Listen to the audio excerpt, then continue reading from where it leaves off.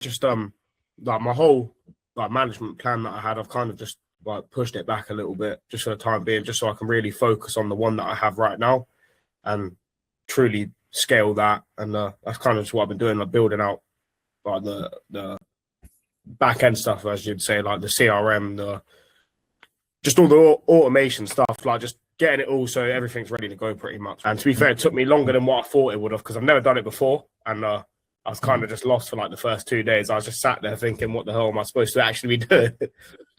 Luckily, I managed to figure it out. I've already got my management client, but as of right now, I'm not outreaching no one. I'm not trying to take on nothing else. I really just want to put my all into this one client, actually get some results. Last month, we done 40K. So it would be cash. Okay, nice.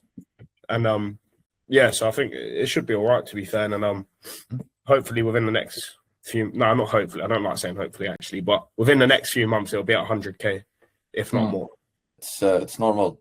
Like usually when we do new things that we haven't done before, well, I mean, it's obvious.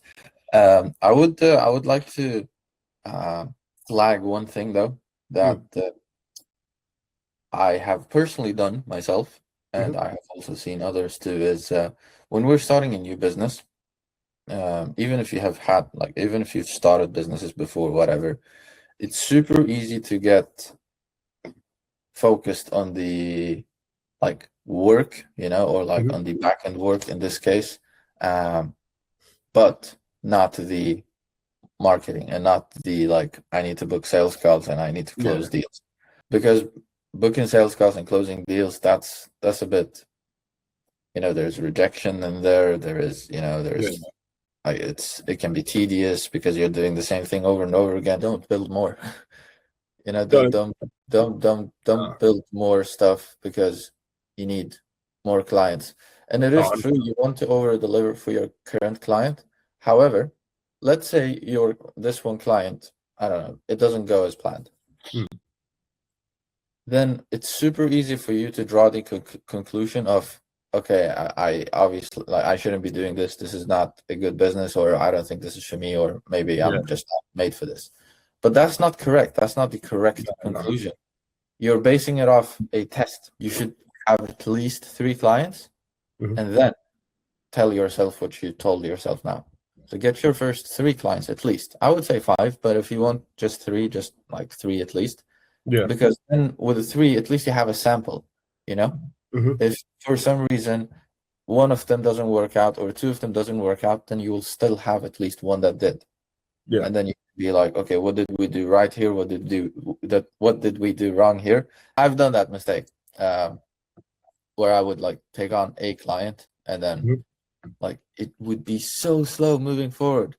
I would take on that client and think like, let me just get my first testimonial. Bro, it would take ages because like you can take on more than one client, and you're just not moving with the speed that you want to be moving with, and then you're gonna feel stuck. Oh, why are things not moving as fast as I want them to be? And then you're gonna start like self-sabotaging because you have so much time to do so. There's a person here, okay?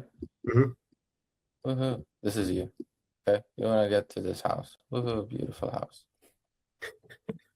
But you're like, I want to get to this house. This house is equal, like the equivalent of you running your own business as a management business. You're like, wait, let me go here. Let me land another offer. Let me go here instead. This is, I don't know, a tree. You go to this tree instead. Explain this. How does this make sense? You obviously want to go here.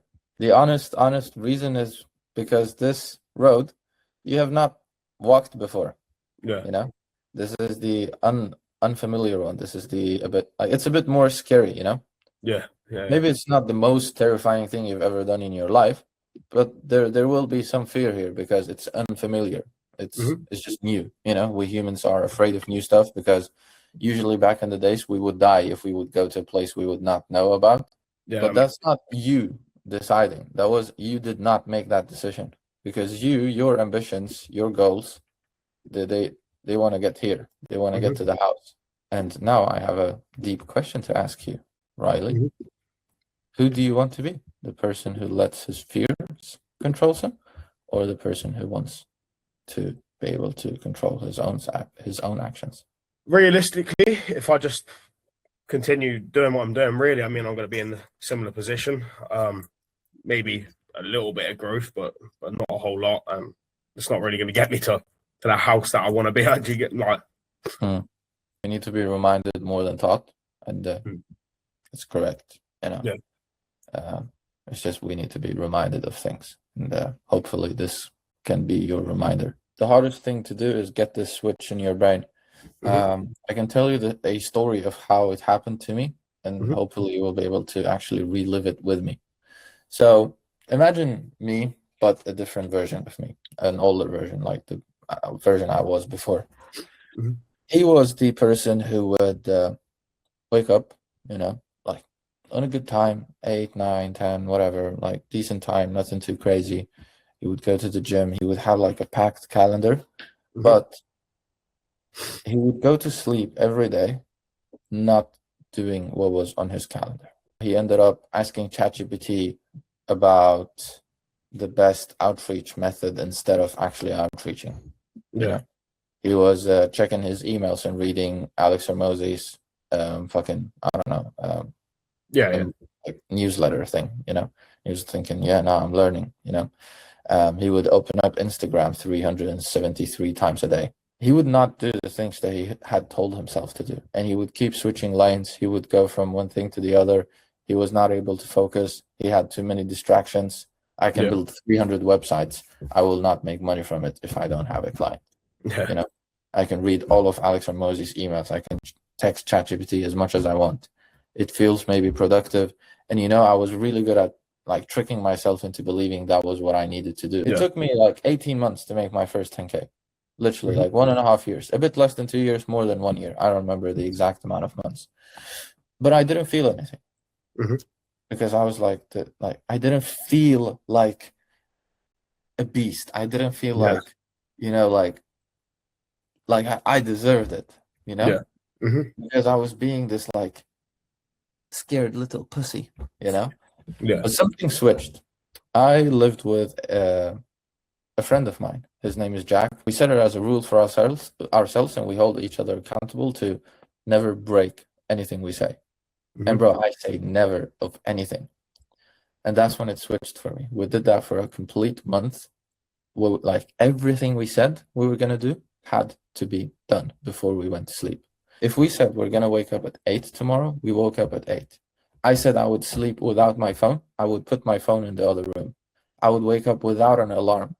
I would wake up full of energy, bro. And even if I had slept at 3 a.m. in the morning the day before, I would wake up at 8 or 9 without even an alarm by myself, knowing that I need to do this. I have to wake up.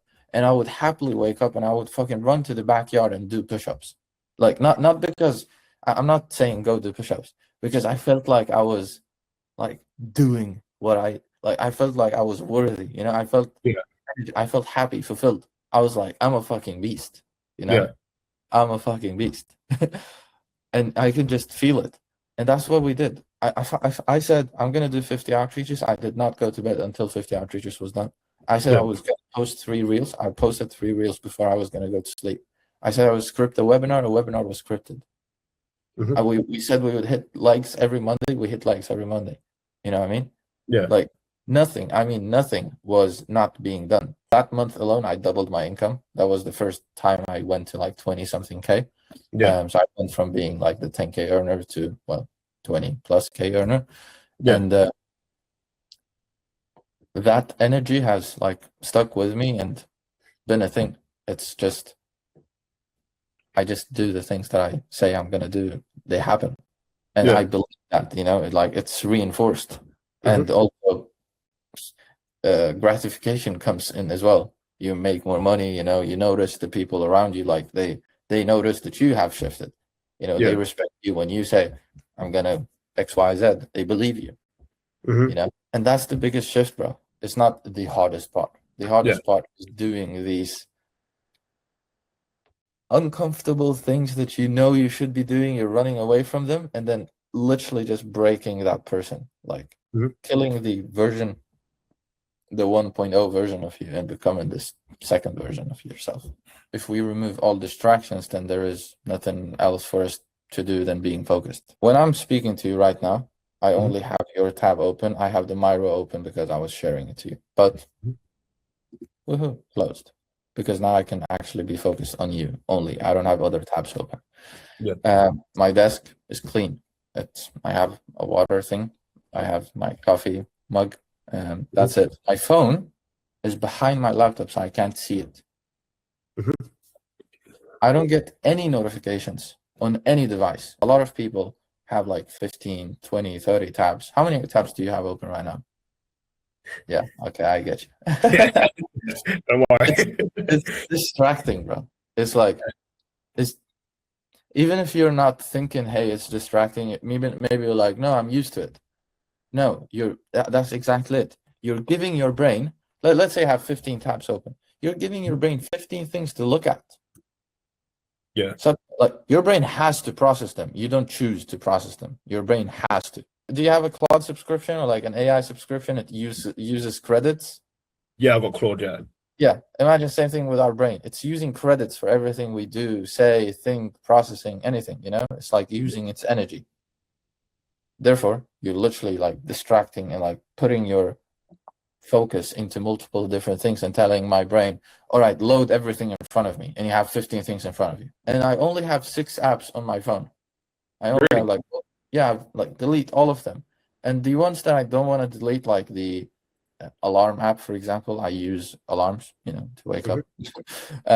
I don't delete it, but I remove it from my home screen so it's not visible, you know, but delete as many apps as humanly possible. I think in total, like the apps I actually have on my phone are maybe like 10 or 15.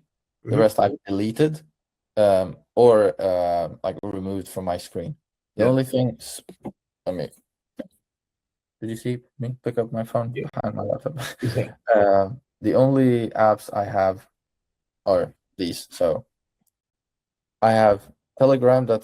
I have an AI that gives me YouTube ideas on it.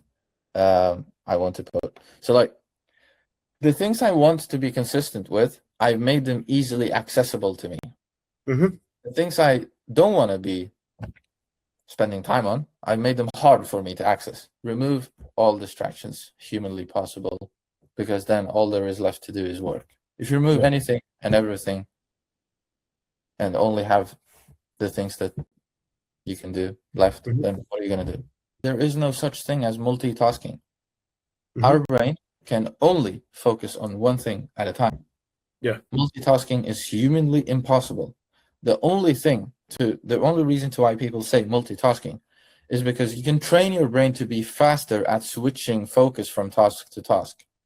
But even if you are the fastest task switcher in the world, there is a delay. But the first thing I do when I onboard a client, like my one-on-one clients, the first thing we do is we jump on like a 1-2 hour call. And like, this is literally the first thing we do is we look at their time, like home screens, screen time. We remove as many apps as humanly possible. We do it all together, remove all apps, remove all notifications. We look at their day-to-day schedule, their sleep. To build a business, we need time and energy and money. So we cut down our costs financially as much as possible. Any unnecessary bullshit stuff. If you have like 3 different subscriptions of AI, just cancel them, use one. If you have like 3 fucking streaming services, cancel them, just have one. You know, just cut out all bullshit stuff. Same thing with your time. Same thing with your focus. Remove. And then all there is left to do for my students from like the first initial call is now to like work on their business.